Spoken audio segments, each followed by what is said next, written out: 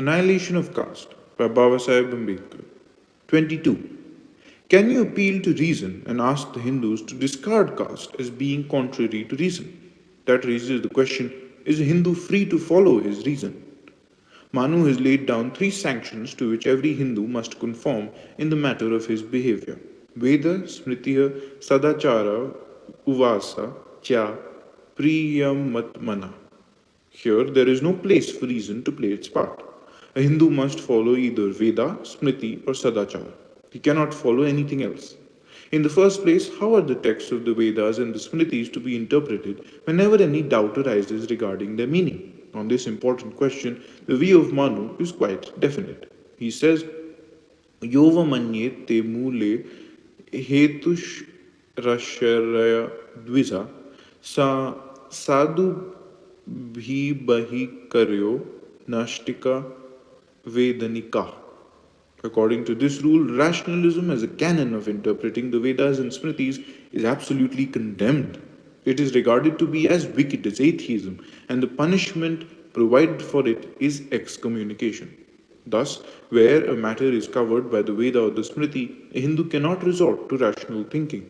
Even when there is a conflict between Veda and Smriti on matter on which they have given a positive injunction, the solution is not left to reason. When there is a conflict between two Shrutis, both are to be regarded as of equal authority. Either of them may be followed. No attempt is to be made to find out which of the two accords with reason. This is made clear by Manu. Shruti dvadam tu yatra syaptatra dharvaru dhanu smritam.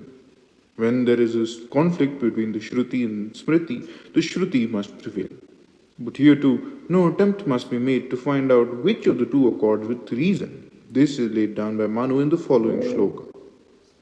Ya Veda yas nrito yaschukashchukridisht I sarvast nishphala preti tamonishta hita smrita I. Again, there is no conflict between two Smritis. The Manu Smriti must prevail.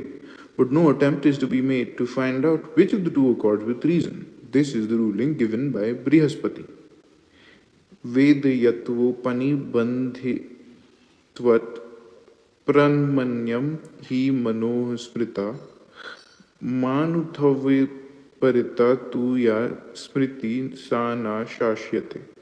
It is therefore clear that in any manner on which the Shruti and Smriti have given a positive direction, a Hindu is not free to use his reasoning faculty. The same rule is laid down in the Mahabharata. Puranam manvo dharma sango vedashchikithitam agasi dhani chatvari na vantavyati hetuhi. He must abide by their direction. The caste and varna are matters which are dealt with by the Vedas and the Smritis, and consequently, appeal to reason can have no effect on a Hindu.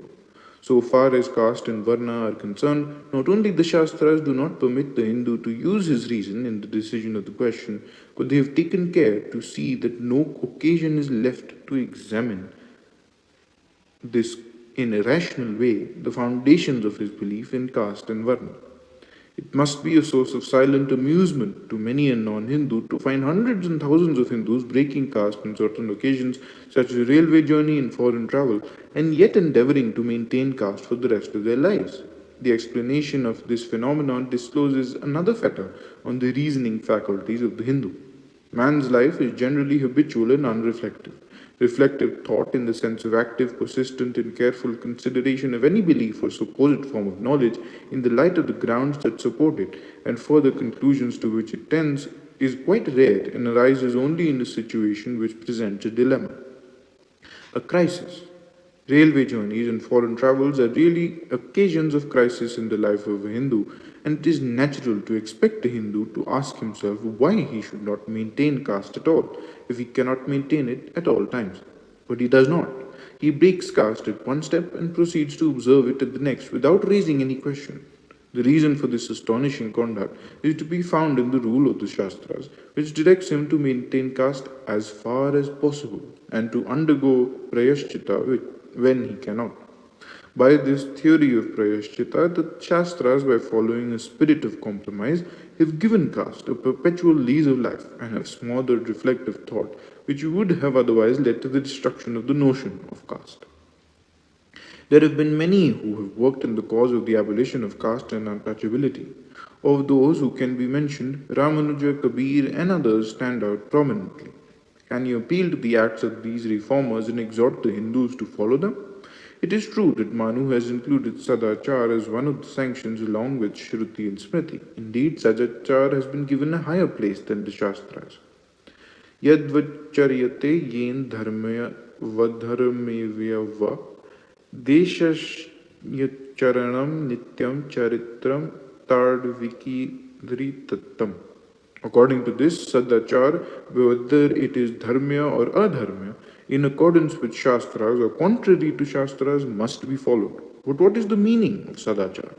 If anyone were to suppose that Sadachar means right or good acts, that is, acts of good and righteous men, he would find himself greatly mistaken. Sadachar does not mean goods act or acts of good men. It means ancient custom, good or bad. The following verse makes this clear. Yashmin deshe ya achara param prayakramagata varnani kil sarvesham yasa sadachar uchyate.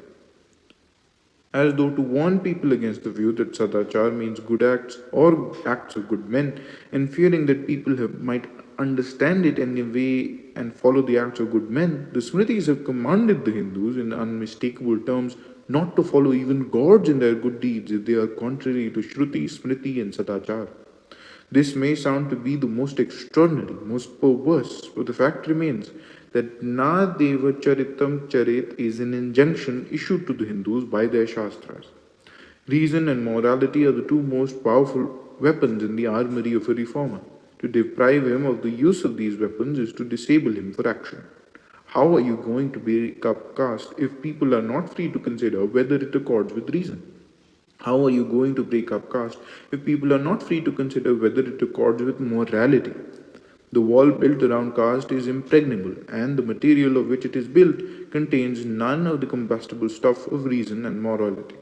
Add to this fact that the inside this wall stands the army of Brahmins, who form the intellectual class. Brahmins were the natural leaders of the Hindus.